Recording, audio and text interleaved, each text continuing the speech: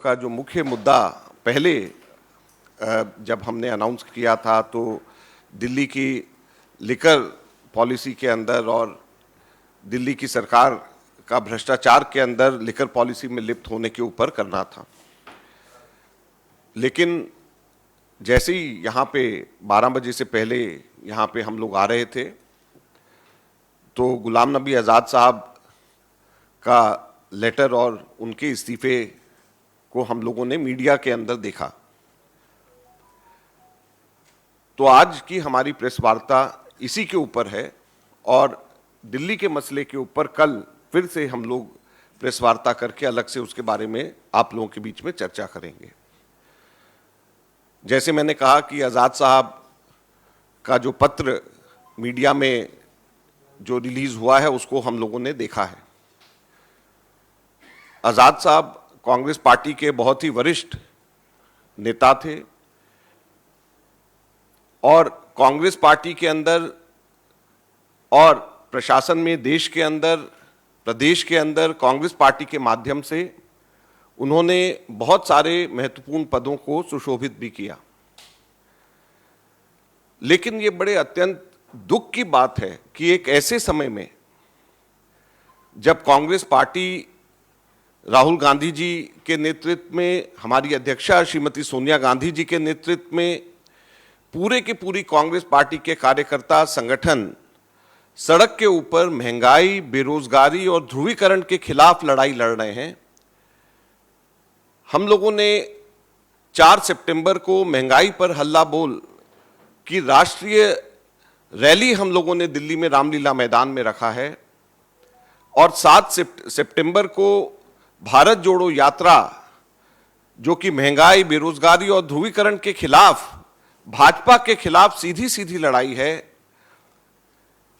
हम लोगों ने 29 तारीख को 22 प्रेस कॉन्फ्रेंस पूरे के पूरे देश में रखे हैं।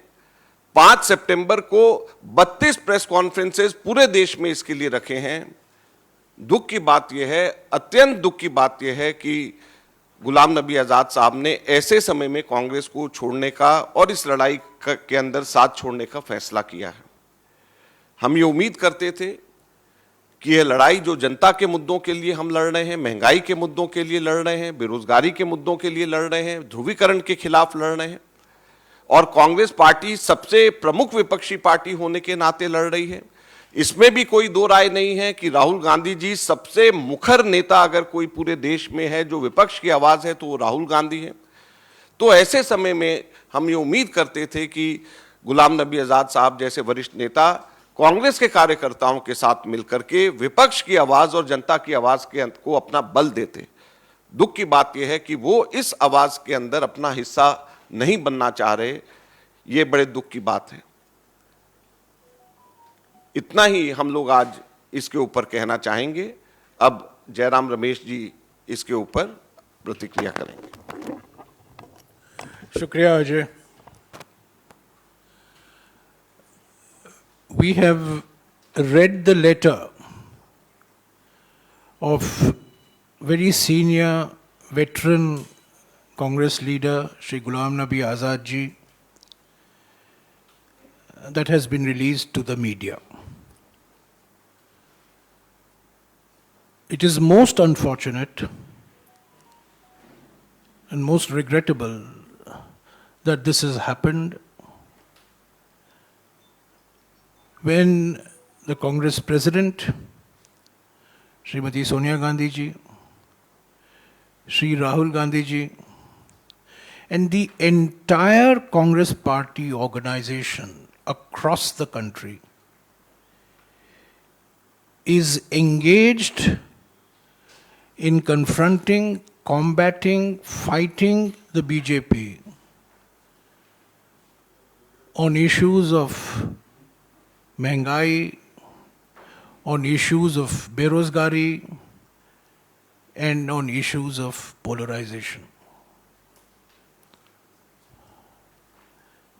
The entire Congress Party organization in the last couple of weeks has been involved in preparing for the Mehngai Par Halla Bol rally at Ramlila Maidan on September 4th, which will be addressed by Sri Rahul Gandhi ji. 22 press conferences have been scheduled across the country on the 29th of this month. The Bharat Jodo Yatra launch will take place on the 7th of September from Kanyakumari. Finalization of that launch is also underway. And 32 press conferences have been scheduled across the country to project the message of the Bharat Jodo Yatra.